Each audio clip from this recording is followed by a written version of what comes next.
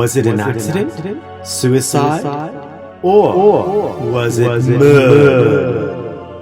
Tom Tompson's death remains shrouded in mystery, in large part because of a lack of evidence. But as you're about to see, the evidence is all in the telegrams. You see, immediately following Tom's disappearance, Shannon Fraser, owner of the Moat Lodge, and to a lesser extent his wife Annie Fraser, went to great lengths in constructing false narratives about what actually happened that afternoon. Some theorize that his death was an accident, a drunken fall from his canoe. Some say it could have been suicide, while others are asking the question, was it murder? Let's take a quick look at some of the more popular theories, shall we? Could it have been an accident caused by a drunken slip? A popular theory is that Tom Tompson's death was partially his own fault. An alcoholic by definition, it's possible.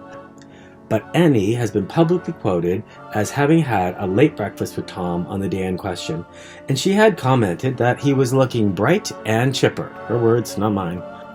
So unless he put back a bottle of Jack Daniels in the 10 minutes it would have taken him to get from Moat Lodge out into the dock, I'm afraid this is just not possible. Was it suicide?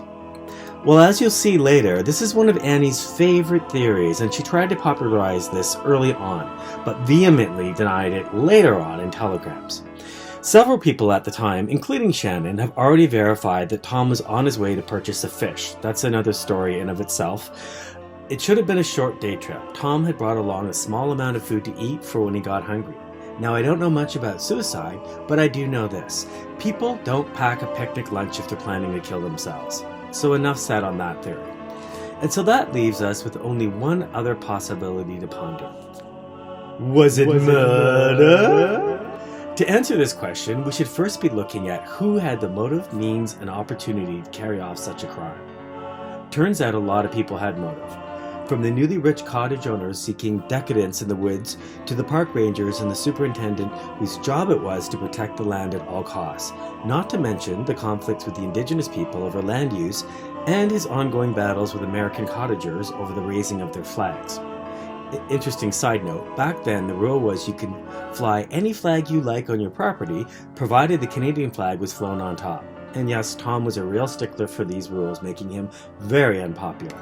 And then there's the Keith Cole theory, also known as the disgruntled lover's theory, which asserts that he was murdered by a jilted lover.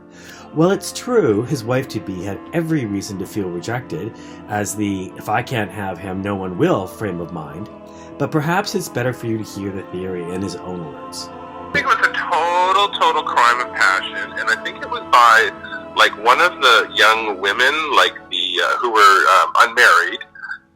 And it might have been the town librarian or the town school teacher or the town switchboard operator. And it was just he probably, they're like, I'm of a certain age, you're of a certain age, you're unmarried, I'm unmarried. What's your fucking problem, dude? Let's get this going. And he was like, no, you know what? I'm a bit of a misanthrope. I'm a gay guy. I just want to live in the bush, paint, and drink. That's all I want to do. I don't want to hook up with any ladies. And then I think she was like, whoever the she was, totally was like, well, then fuck you. If I can't have you, no one can have you. And she picked up the paddle of the canoe and smashed him across the front of the head or the back of the temple area. And now for why this doesn't make sense, is to look at the plausibility of being able to pull off a crime of this complexity.